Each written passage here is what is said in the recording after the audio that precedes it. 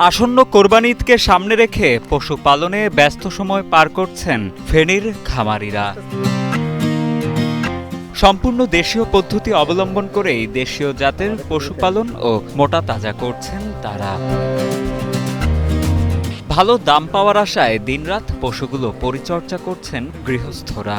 এখন পর্যন্ত তো বাজার বলতে গেলে বাজার ভালোই চড়া হওয়ার কারণ হচ্ছে প্রায় গতবারের থেকে যদি আপনি এইবার পর্যন্ত হিসাব করেন, যেই বস্তা আমরা 400-500 টাকা করে কিনছি আগে একটা সময়, ওই বস্তা এখন আমরা ধরেন 1900 টাকা 2000 টাকা করে আমরা বস্তা কিনতেছি। ইতিমধ্যে আমাদের অর্ধেকের বেশি গরু সোল্ড আউট, হ্যাঁ, আর বাদ বাকি যেগুলো আছে এগুলোর জন্য অনেক কাস্টমার আসতেছে, হ্যাঁ, বুকিং দিচ্ছে। জানা যায় চলতি মৌসুমে খামারে পশুপালন করছেন জেলার 5225 জন খামারি। সবকিছু ঠিকঠাক থাকলেও পশুপালনের খরচ আগের তুলনায় কিছুটা বৃদ্ধি পেয়েছে। খামারিদের ভাষ্য, সারাদিন ফ্যান চালিয়ে রেখেও কয়েকবার গোসল করাতে হচ্ছে পশুদের। এছাড়া গোখাদ্যের দাম বেশি হওয়ায় কিছুটা শঙ্কা থাকলেও লাভের আশা প্রান্তিক ও বাণিজ্যিক খামারিদের। আলটিমেটলি কিন্তু যখন খাবারের দামটা বেশি, মাংসের দামটা অমনি বেড়ে যাইতেছে, যার কারণে সংক্ষেপে যদি বলি তাহলে বাজার আসলেই চড়া। আমরা যখন গরু কালেক্ট করছি তখনও আমরা প্রায় বেশি দামে কিনতে হয়েছে। সবচেয়ে বেশি ব্যাগ পেতে হচ্ছে আমাদের দানাদার খাদ্যের দাম নিয়ে।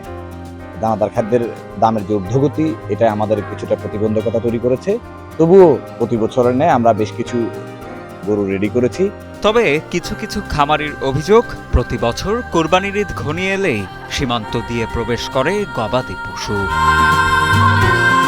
অবৈধভাবে এসব পশুর প্রবেশের কারণে ক্ষতিগ্রস্ত হন তারা। এসব পশুর কারণে ছড়িয়ে পড়ে রোগবালাই। অবৈধ এ অনুপ্রবেশ ঠেকানো গেলেই দেশীয় সাধারণ খামারিরা উপকৃত হবেন বলে মনে করছেন তারা। এবারে যদি বর্ডার থেকে যদি গরু না ঢুকে তাহলে এই দেশের খামারিরা বাঁচবে। আমি অনুরোধ করবো প্রধানমন্ত্রী এবং স্বরাষ্ট্রমন্ত্রীর কাছে বিনীত অনুরোধ, যেমন ইন্ডিয়ান গরু ঢুকে প্লাস রোগ নিয়ে ঢুকে। আর আমার এই খামারটা বর্ডারের পাশে হওয়াতে ইন্ডিয়ান গরু ম্যাক্সিমাম সময় যাতায়াত করে, এই খামারে ম্যাক্সিমাম সময় খোরা রোগ, বিভিন্ন রোগে আক্রান্ত হয়।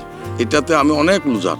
ইন্ডিয়ান গরু যখন বাংলাদেশে প্রবেশ না করলে তাহলে আমরা মোটামুটি খামারি এবার বাঁচা যাবে না। এবারে যদি গরু ন্যায্য মূল্য না পাওয়া যায় তাহলে দেশে খামারিরা থাকবে না। এদিকে জেলা প্রাণী সম্পদ বিভাগ বলছে, আসন্ন কোরবানি ঈদের জন্য 90,250টি পশু বাণিজ্যিক ও পারিবারিকভাবে পালন করছেন খামারি ও গৃহস্থরা। দেশের বিভিন্ন বাজারে পাঠানো সম্ভব হবে বলে জানান ফেনী জেলা প্রাণী সম্পদ কর্মকর্তা ডাক্তার মোহাম্মদ মোজাম্মেল হক। আসন্ন পবিত্র কোরবানি ঈদের জন্য আমাদের সব মিলে 90,250 বা এর চেয়ে কম বেশি হবে আর কি, এটা প্রস্তুত আছে।